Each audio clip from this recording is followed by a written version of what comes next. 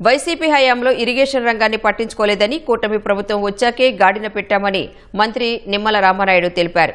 ఎన్టీఆర్ జిల్లా జగ్గయ్యపేట మండలం వేదాద్రి వద్ద కృష్ణానదిపై 15 కోట్లతో చేపట్టిన కంచెల వేదాద్రి ఎత్తిపోతల పథకం మరమ్మతు పనులకు ఆయన శంకుస్థాపన చేశారు. వైసీపీ ప్రభుత్వంలో రూపాయి నిధులు కూడా కేటాయించకపోవడం వల్లే ఈ పథకం పూర్తిగా మూలకు చేరిందని మండిపడ్డారు.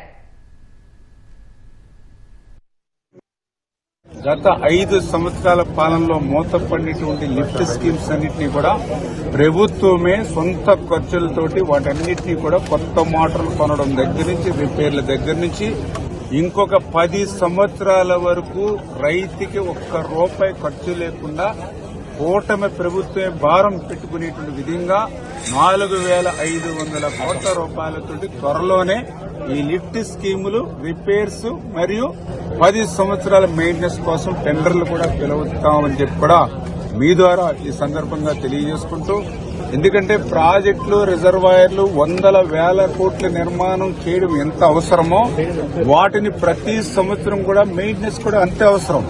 5 సంవత్సరాల గొడ్డల పార్టీ పాలనలో మెయింటెనెన్స్ కోసం 5 సంవత్సరాలకి 200 కోట్ల రూపాయలు ఖర్చు పెడితే మేము మెయింటెనెన్స్ కి ఈ 2 సంవత్సరాల్లోనే 1,216 కోట్ల రూపాయలు ఖర్చు పెట్టాము అని అంటే మరి ఈ గత ప్రభుత్వానికి ఈ ప్రభుత్వానికి ఇరిగేషన్ యొక్క ప్రాధాన్యత ఏంటనేది మీ అందరికీ అర్థమవుతుంది.